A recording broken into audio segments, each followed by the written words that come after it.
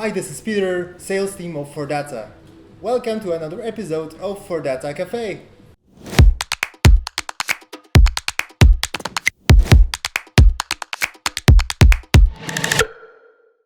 Last month we visited Tallinn with my colleague Angela, who is transferred to sales from customer service.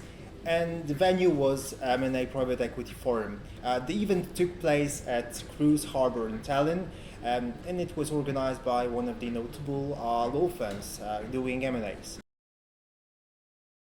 Of course, after the Russian invasion of Ukraine, some foreign investors have trembled and putting deals to a halt. Of course, it opened somehow the challenge of the local private equity players who are good at the local enterprise, both legal, tax, of course, business too.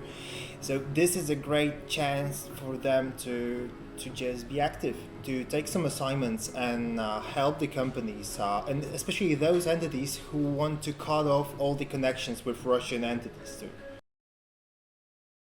As we heard from specialists during the M&A forum, there is a plenty of money that we can be put into tech startups in the seed capital at all. There are many trends which are some of the are global, there are some locals. The local ones, the very beginning, at Tunnel Helsinki, Tallinn. It was a big bridge between those two economies. Unfortunately, war made it just on pause. Contrary to monetary, here it is harder in the private sector. The banking system of the Western world, as the specialist said in the forum, is well prepared after the crisis of 2008 and even 2020. The good news is that there is no vision of collapse or crisis, so this is a good news for the Western world. Currently, the situation looks like we have unlimited money for investments. We have also many concepts which are on the tech side. There are plenty of them, especially Estonia and the Baltics.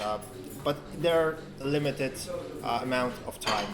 And that limitation brings us to the point that there's a higher and higher risk of the successful deal, because we cannot invest in many concepts. We need to focus on each, especially in the tremble times where there's a threat of war, instability, and etc. Estonia suffered the biggest cyber attack in the entire history in April 2007. Estonians became more vigilant, looking from the perspective of data processing, how to secure it. And for instance, the governmental institutions established their own data embassy in Luxembourg. The private sector, however, it is their own responsibility to storage data. For instance, national healthcare. There are private hospitals. They are, of course, the data centers are combined with the gov. However, there is a risk of data leakage. This is a crucial point, not only from the big players, but even for SME market, for small companies, even for startups, seed capital. They become not only users, but also the organizers of the VDR, especially after 24th of February. Look, the invasion started at the same day when the independence of Estonia was celebrated. So imagine how big shock was that. And of course, it impacts somehow. This is a factor that Estonians strongly consider it. How should we keep the data more secure? Imagine a little northern European country. There are 2,222 islands, and all of them are covered with Wi-Fi, which is declared to be a law of human. Half of the territory is covered with forests, 20% of bogs and wetlands, and 10% of national reserve. And here we have many unicorns, 10 of them, which means that it's the highest number per capita in the world. In my personal opinion, Estonia is the most interesting in terms of venture capital, private equity, seed capital countries.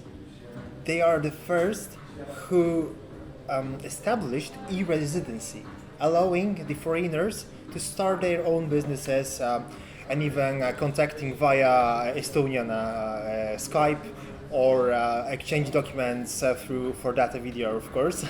They're just making their own businesses remotely. And this is a good point. Fortunately, the pipeline hasn't shrunk that much, and I hope, and I'm nearly sure that the productive, innovative, and coffee-driven nation of Estonia will do their work best. So thanks for your attention, Aita, terviseks, and see you in the next episode of Fordata Cafe. Take care.